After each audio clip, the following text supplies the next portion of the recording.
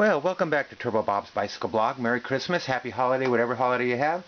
And today we're going to do something a little bit different. You probably think all I do is ride bikes, but that's not the truth. A lot of hobbies. My wife and I are both artists, and one of the things I love to do every Christmas is make holiday ornaments for all our friends and family, and hopefully we've gifted one to you, or we will soon. So what I wanted to do in this is give you the process of what it takes to make a fused glass ornament, any kind of fused glass deal. So as we're going, we'll talk a little bit about what's going on. We're going to start out, and we're going to use a little bit of cutting fluid, which is basically kerosene. And part of the process here is actually coming up with a pattern. Now this year, 2015, I'm making glass stars, and these are actually very holiday oriented for any direction you're going, but we do say Merry Christmas here. In the years past, I've been doing this 11 years, made some very interesting ornaments. People really seem to love them. Hopefully I've given you one in the past.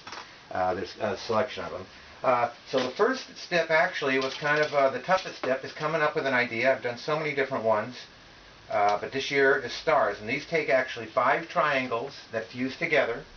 And so what we're going to do here is we're going to start out with basically a piece of fused glass.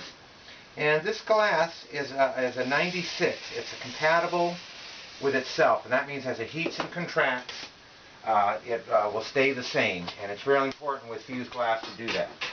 Okay, so the glass cutter, which uses a kerosene, has made a score, and basically that's the first break there. So once I have this piece here, let me get this out of the way. I like to clean the kerosene off. Then I've made a bunch of templates, pretty simple, and so take this piece of glass, and this is a 120-degree angle. And if I cut it over and over, we'll end up with a bunch of triangles. So once again, it doesn't take much pressure. Just flip it over.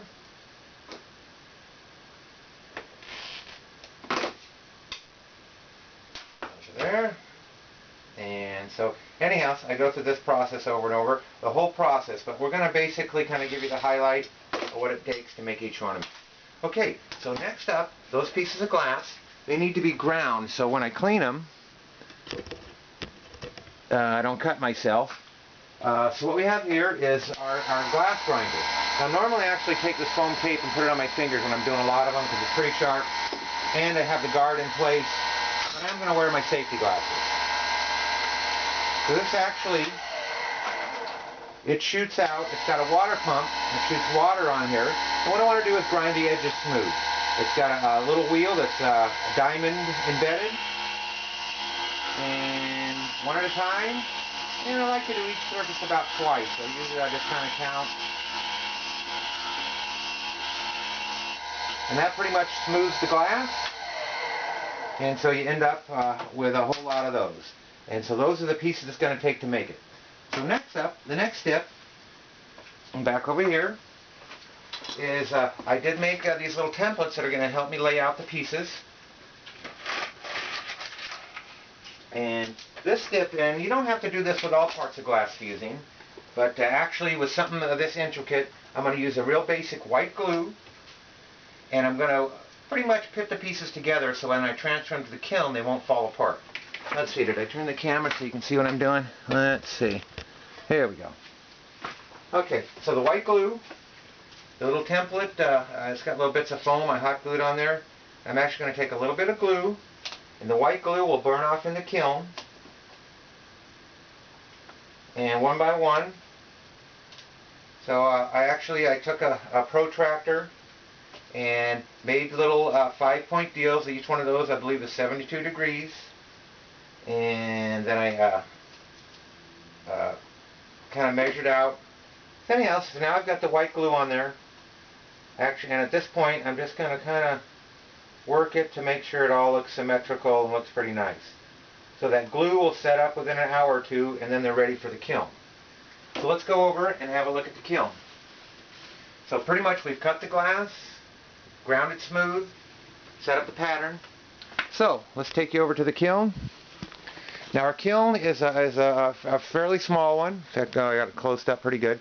But as you can see, this is a glass kiln that's computer controlled.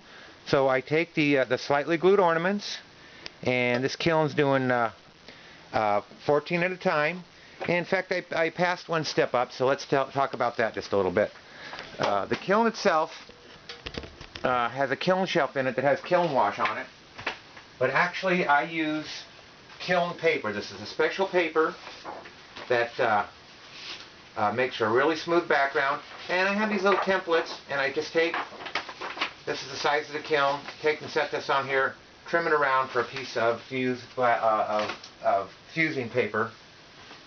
So let's look at the kiln a little bit more. So the kiln, the pieces are in there. It's computer controlled and basically reads out the temperature. And what this does is it ramps up and down to the different temperatures. It's going to get to over 1400 degrees, but it takes up to about 250, holds it for a little while, then 500, and allows the glass to all come together. So the kiln is going to do its job, and basically that takes about 16 hours from the time I first started up to the time that it cools off and we can take them out. Okay, so at that point, the ornaments come out looking like this, and what I like to do, as you can see, it's pretty much complete, but I like to put a little ribbon on them. So I use my Dremel tool. So from the back, let me get my safety glasses again. Now the Dremel tool is double insulated, so using it in the water is not a problem, and you do need to have the water to lubricate the bit so it lasts a long time and cuts easily and stays cool. So take the Dremel tool, and underneath there I have another piece of glass so it doesn't go right to the plastic. So just a little tub of water. I set the edge on there. Work it in there. Now this diamond bit cuts right through the glass. Kind of rotate it a little bit, and it's through now. Smooth it out a little bit. And that actually cuts a hole in it. So, you know, things are moving along pretty good. It does take much longer to do this. This year I'll be making over 200 ornaments. Now the last step is I take the ornament, it's all cleaned up now with a hole in it. Just take a little bit of ribbon. And these ribbon, I found I cut them about 9 inches long, but each one's a little bit different. Real simple. Go in here, make a nice little square knot. Pull it tight. Oop, yep, that happens. Pulled it a little too tight. We'll do it, we'll keep doing it till we get it right. So anyhow, yeah, I want to do this in one take, and I figured there'd be something happening here, so there we go. Try it again. Get that square knot in there. I'll pull it pretty tight, not too tight. Take my scissors. And so hopefully I covered all the steps and you understand. So there it is. One fused glass ornament, 2015. And if I wasn't able to give you one in person, then this one's just for you virtually. So Merry Christmas, Happy Holiday, whatever you're doing. Turbo Bob's Bicycle Blog says thanks. Hopefully I can give you one of these ornaments and give you a little preview on pretty much what it takes to do fused glass work. Now we get all our supplies at Blue Dolphin here in San Diego. They're a great place to go. So if you want to do fused glass, they have classes there, everything you ever need to know. So welcome, thanks for everything this year from Turbo Bob's Bicycle Blog, and there's an ornament just for you. So whatever holiday you do, I do Christmas, Merry Christmas. And thanks for watching, thanks for all the support. Okay.